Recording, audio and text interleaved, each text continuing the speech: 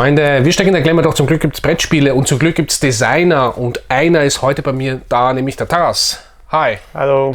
Nice to meet you. I'm very excited. It's like the first kind of interview with a designer and I have a lot of questions. Oh, really? Yeah. So for you, this interview will be in English. It's better for him, it's then no problem for me. We will make maybe some translations, but I'm not sure about that. We will see. I hope you can understand it and have some enjoyment.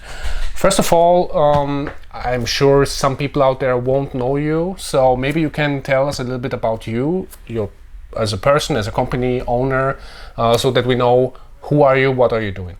All right. So my name is Taras. During the daylight, I'm a software engineer. And as it's kind of official now, I'm a beginner board game designer, and very small publisher. Originally I'm from Ukraine, so thanks everyone who is supporting us, our people at these difficult times. However, I left Ukraine more than 7 years ago. First I moved to Poland, I worked there, and then I got a job offer here in Austria. So I moved here, felt in love with the country, so I hope one day I will retire here. Okay, that's cool. So, and you have during the daytime you're a software engineer, during nighttime you're not Batman, but you are like the owner of the name, sorry. Of Al-Khwarizmi Games, yes. Okay.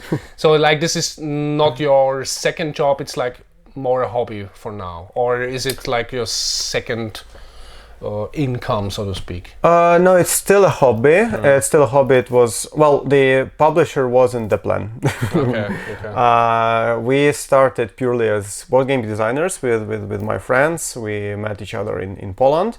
And then at some point we decided to self-publish our games. So that's why I'm saying that, we are now a tiny publisher. Okay. But yes, in general case, we are just... we did it in order to push our games a bit. Right? And also, I guess it's fun to have your own baby published somewhere. I mean, it's not just prototyping and having some games somewhere. You have a real deal, a real product. I'm sure that's exciting too.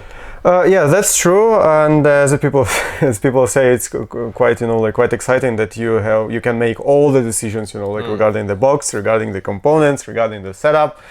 This is obviously you cannot do when you're working for some publisher, because they will obviously have their own concerns regarding that. But of course, it has also a drawback, because to be honest, publishment job is totally different from board game design, right? So they are obviously connected. So good that you're I know what's going on in both, but this is a different mindset and a different skill set. So of course they know sometimes better sometimes probably in most cases better what to publish and when. I'm sure we will talk about that a little bit later. But okay, now you're making board games as a hobby and maybe as also your second income, but how did you get to this point? I mean, I'm sure you're not waking up in the morning and say to yourself, okay, let's make board games. Like there must be some procedure, or how did you get to the place you are now with the board game designing? It probably comes from my childhood when my mother created our first board game, like when you roll the dice and move the meeple. Probably it made some impact on me back in time. Other than that, I also was always fond of video games, as many guys being a teenagers, right? So I obviously wanted also to create video games, my own, However, as you know, in order to create a video game, you need some quite specific technical skills, right? Or you need to hire someone to do it instead of you. So I live with that idea for some time, and as I mentioned, I'm Ukrainian, so board gaming came to our country relatively late. So I met board games when I was in the university. So we tried a couple of classic things like Munchkin and Catan and Seven Wonders, which is my favorite still. And I clearly understood that this is something I really want to become part of. However, at that point of time, I thought that it's something, you know, like that can be made only by some very specific people. They probably graduate or from something, right? I didn't know that what the occupation before that, right? So. And I just lived with that idea. Then I moved to Poland, and there was a small publisher, which I think it doesn't exist anymore, Fabryka Gier Historycznych. This is where Adam Kłapinski comes from. I don't know if he was a part of it, the founder, or he was just, but obviously they were good friends because I saw them together many times.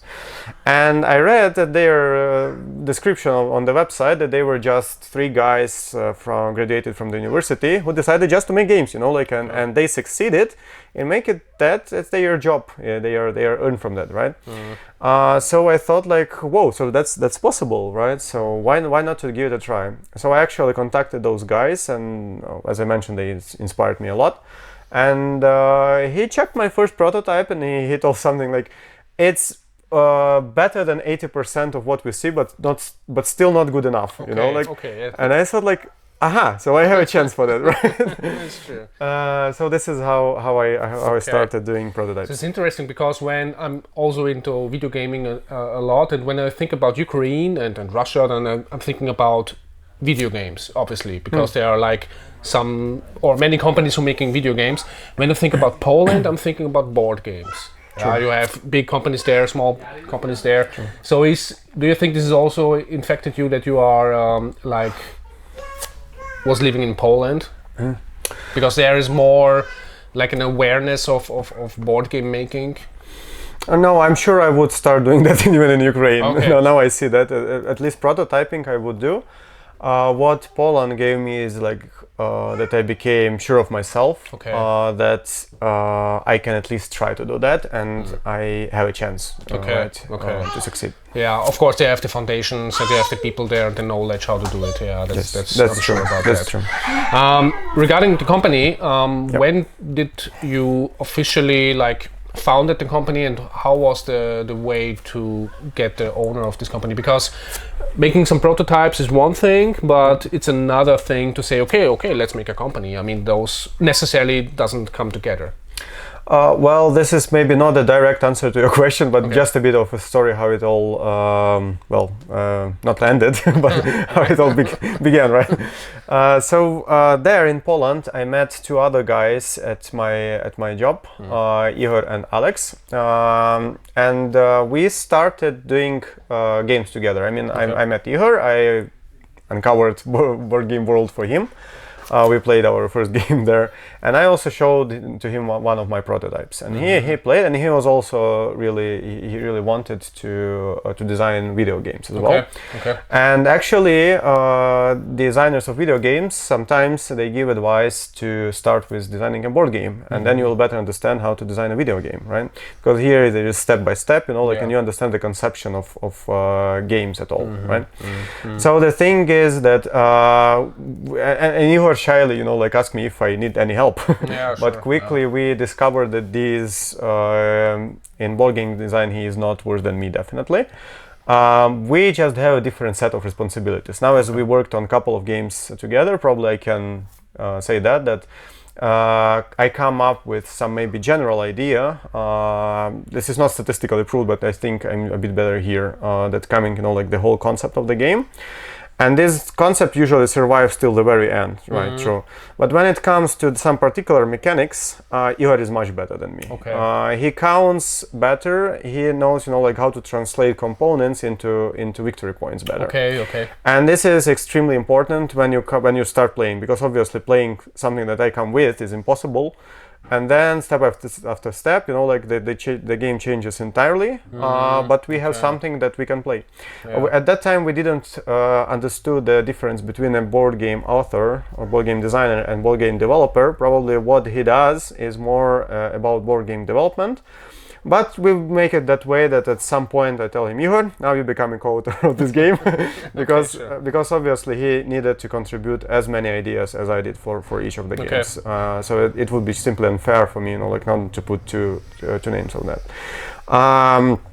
And Alex was working on his game, which is this one that you can see here. And we were trying to chase publishers. We submitted a lot, and we participated also Spiel Digital. I was chasing publisher on Spiel. However, this is probably another question how it goes, because it's a more deep question. However, at some point I understood that I cannot wait anymore, because the time passes, like, and I don't see progress, and you can chase them forever.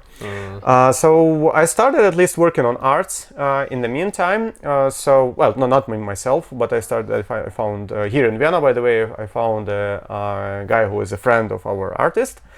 And at some point we understood that we have everything apart from the rule book and the box, right? Then actually this year the war started, so I clearly, well, I mean, I couldn't even imagine that we proceed with that. But then one Ukrainian refugee came to Austria, and she was looking for a job, and she is a board game, designer, right? Digital designer.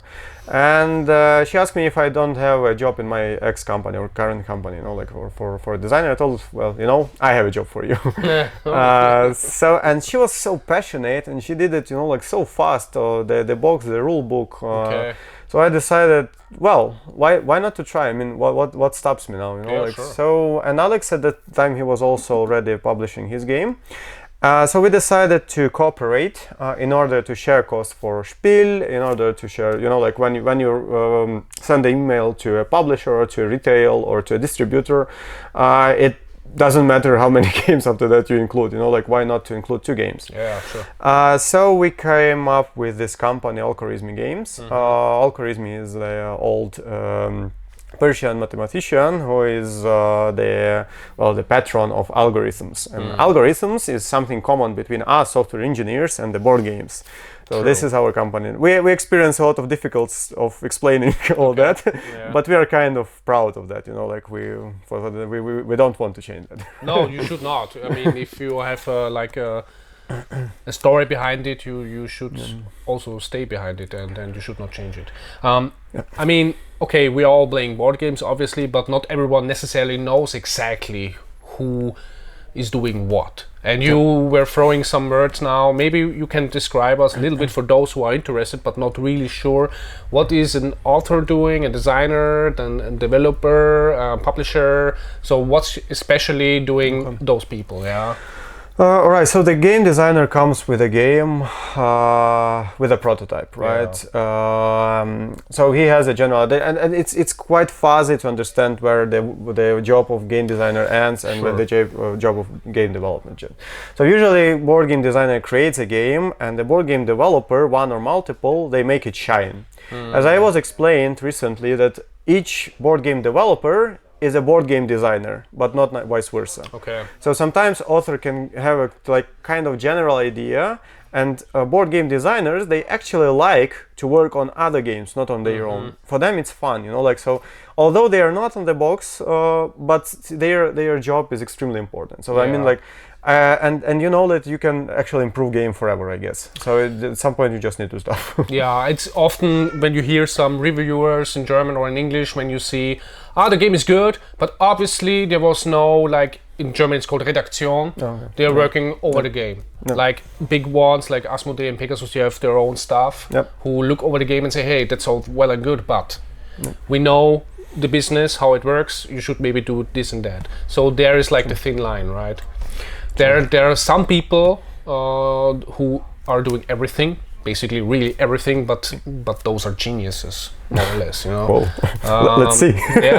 But it's really like that. Like Ryan Lockhead, for instance, he's doing basically everything in all his games, but there are also just there's also a designer who says, hey, I have my thing, but I don't know anything about graphic designing or anything. Please do that, and that's fine, right? I mean, there's no hassle in cooperating, or let do others the end job, basically. When it comes to publisher, then publisher is indeed totally different thing. I mean, nothing, when you have a game, when you have a working prototype, nothing can stop you from making a box, really. Like if you want that, you will find all the people yourself. It's very time consuming, it's very difficult job, that's true. But there is no showstopper, like if you want that, you can do that. issue come when you need to sell it, you know, like, and what I mean, publishers already have, you know, like distributors who work with them, who rely on them, you know, like, and they easily do that. They already have all the connections with all advertisement, you know, like support. They already have their own auditory in, I don't know, social networks, for example. Just they say like, we have a game, and they already have, you know, like 2,000 followers, for example, right? So this part you cannot easily do starting from scratch as we do now, right? So and moreover, they already know, you know, like the board game business is market as any other business, right? So as any other market, and they know how, you know, like how much would you, which price would you set for this game in order people buy it, you know, like which size of the box they want, you know, like when you start to do it on your own. We call ourselves like Alice in Wonderland, you know, like we first do, and then we'll see what happens after that, you know, like. Sure. Luckily we can, and moreover, of course, they invest into the into production, which is, well, it's not that you can, well, easily do, you know, like not sure. Probably not overall. So yeah, this is the main collaboration point, I think, for board game designers and a publisher. There's some ups and downs. We will talk about that a little bit later. Yep. But obviously, a publisher also has the power to make a higher print run. Like he can make like 5,000 copies. Yeah. I mean, you can do it too, but then you have to sell them, obviously. Yes. Yeah. So I think, like when you self-publish a game, you have to be realistic and run smaller print runs, maybe. I don't know about this print run, it doesn't matter, but obviously it will be a little bit smaller. So the price is also not that great. Like when you go as Asmodee and say, hey, I want this 5,000 times, the MSRP for one copy will be cheaper. Of course. Yeah. So that's also a difference. But you play with the devil sometimes because, well, it's not their game, but they tell you what they want and you can say yes or here's the door, basically. Yes. Yeah. So you give up some freedom to get some other benefits, basically. But there is a thing, actually, that there is something that is called co-print. And so you find multiple publishers at the same time on different markets, and you can give licensing for, I don't know, for all English markets for one publisher, and then for Czech market to another publisher. Yeah. And this is what is happening to us now. Okay. And, like, yes, even although we kind of publish it ourselves, everything just started. You know, like we now need to localize it to different markets. Okay. Yeah, sure. I mean, when you go down the rabbit hole, as you said, you find maybe, like for me, I have King of Tokyo also in English and in German from two different publishers. Yes. Because like Euch is the publisher for German, and Yellow is obviously the English one, and then there are maybe a Spanish version or French. Sure. So there are multiple publishers, and also the second print run could be from another company. Because the first company say, hey, we're done with it, or whatever, you know. So it's like not easy to see through the wires, especially as when you are interested as a normal board gamer and you see, hey, this game is from this company, but also from this company, and there's a second version, and it's like confusing nowadays. Yes, when we come to the story, probably how you talk to a publisher, sometimes you will see that, you know, like it sometimes works as in a cafe somewhere, you know, like you just meet and you agree, you know. Sure. So the deals can be really crazy. There is no protocol how you do everything, right? Sure. So let's talk about your game, Space Expatriate. Tell us a little bit about it. Well, so this is an engine builder. The game is basically about space colonization, so we are not doing great on the Earth, which is not far away from being true. So we are trying for a way to colonize other planets, right? So here you operate with 4 different decks of cards of 4 different space station modules, and you basically build and control your own space station. So you kind of represent private companies competing in making terraforming better than the other, right? So here the main idea is that you build production consumption chains made of your space station modules, and at some point you can get rid of those in order to get a colony, and the colony is something permanent which stays with you and give you different benefits, like it breaks game rules for you, it gives you additional points for something, it improves your action, etc. How the game looks like. Basically, starting from the first player, you select one of these 4 available actions, and you take this action and you build the card right away to your space station, right? So your choice basically consists of whether you need an action and whether you need a card itself, right? Also, what players usually like here in this game is that you produce resources, or basically you deliver them from Earth to your space station, and you try to consume those. But those that you were not able to consume, they don't go back to supply, as in most games, right? They go back to a space garbage, and space garbage stands for a common resource pool, which is shared by all the players. So basically, this. The biggest, the more resources are in the pool, the less you get the next delivery, because you subtract those resources from your gainings, right? Okay. So the thing is, like, this can be used as a way of economical pressure on other players. So sometimes you keep there something that you don't use, but you keep it there in order other players don't get it, right? So this is just like the main idea, and during the game you get this terraforming points you gain from these production consumption chains, plus sometimes from colonies, and also you try to gather as many colonies as you can, because your final score basically consists of 2 aspects: how many terraforming points you have and how many colonies you have. Conceptually, that means that terraforming points mean nothing if you are not able to apply that on practice, right? And colonies without knowledge also mean nothing, right? Yeah. So basically, one question that comes up anytime when people think about designers and stuff, from where do you get your ideas? Well, especially for this game, let's say. I mean, is there like, did you play Masters of Orion and thought, okay, I can do this on my own, or whatever? I mean, there must be some roots to this game. Yes, there are. I was on Spiel 2018, okay, in a shop for board game designers for prototyping, and there were a deck of blank cards of 4 different colors. Okay. I was touching those and I thought, damn it, production chain, you know. And this is it. I mean, okay, this is how they. I mean, the first version of the game is totally different from what you see now. Sure. Yes, but the main concept of 4 cards. I'm sure that you might even saw these blank cards somewhere, because they are quite popular. You know, I can see them in many stores now. Yeah.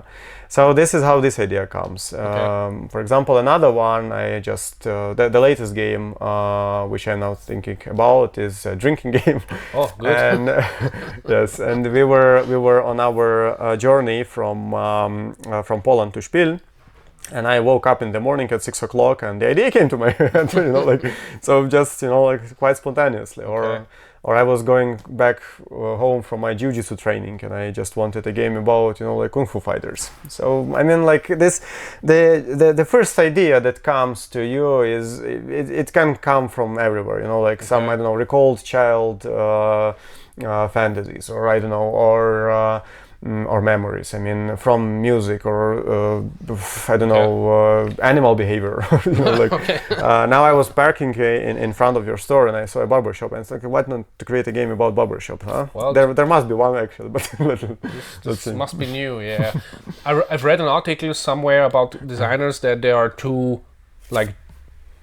different kinds of persons. One who have the mechanic, or the idea of a mechanic first, and they wrap around a theme, and the others have the theme first. Like, I want to make a barber shop game, but which kind of mechanism works? So how is it with you, or is it both? No, look, there is a bit of difference. I mean, when we talk about board game design, I mean, when you work on the game, in 90% mechanics first. Okay. I mean, it doesn't matter how much you love your setup. In most cases, believe me, you can change it to other good setup as well. Sure. And you will find also good, you know, like reflection of that theme, of that setup, right? That correlates with your mechanics. Yeah. And this will, you know, like inspire people, because this correlation between a setup and mechanics is extremely important for me, and for many designers, I'm sure. Yeah. But when it comes, you know, like when people say that the game comes from a setup, that means that there must be some some prerequisite for that. For example, if you make a game about a river in some particular region, you need to, for example, I'm dreaming of creating a game about Wachau, right? So obviously you'll have, like Krems there, you'll have St. Pölten there, and etc. So, and you cannot change that, right? No. That means that you need to come from a theme, not from mechanics. But as I mentioned, in most cases, people like fool themselves when they think that it came from the theme, right? But the thing is, like, the moment, the quantum of creation is very important, of inspiration, and inspiration can come rather from mechanics or from theme. Oh, okay. And this is what I was talking about, when the ideas come, like, but it doesn't mean that that setup is more important than a theme. Sometimes, like, I started with a theme, then I created a game, but then I changed it. And this one was in an ancient world, like similar to Seven Wonders initially. Yeah. Right. Later we changed that because with existing mechanics it correlates better because of this is all details. So this is not a random theme or we just love space. No, we just tried to fit it to our mechanics. Okay. Yeah, I mean, it's not necessarily a bad thing if you have, like, first the idea of I want to make this kind of game, because it gives you the initial spark. Yes.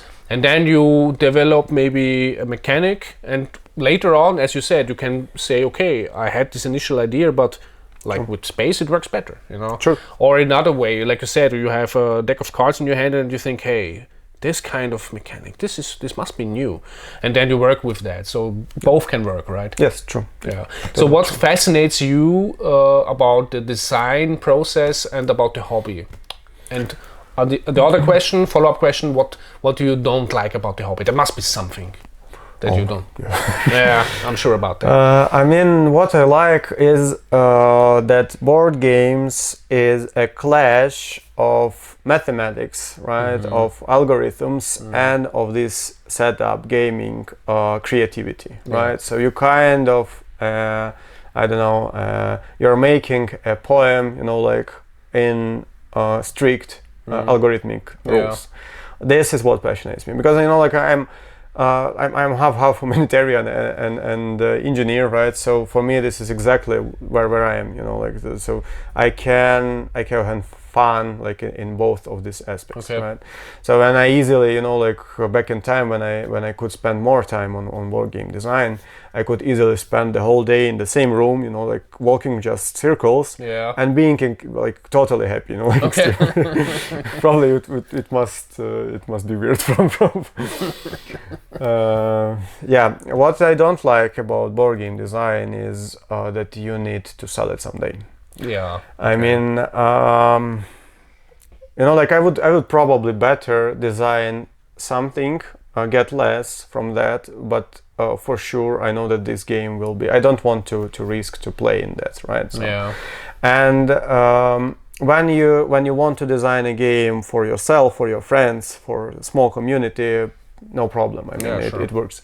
But at some point, and why we try to publish our games on our own, is that you don't feel that the game is finished before it sees the world. And without thousands of players trying it out, it doesn't really make sense. I mean, the game itself. I mean, so that's why, not that we don't like our current job with publishing, but this is something I usually, I don't like to fight for the market, right? For this game, and because market is not about board game design anymore. It's a combination of many different things. Well, as any other business. Yeah, it's business. I mean, it's a nice business to some degree because we are not selling weapons; we're selling fun and excitement. But at the end of the day, it's about money. Yes, that's true. It doesn't matter if you're selling something else or this. It's money, and you need to be successful. True. Unfortunately, that's true. Or you stay very small, like you said. You can make games for your own and for your family, for your kids, and have fun. Yes, that's true. No one will interfere. Yes, but this is not the solution for everyone, basically.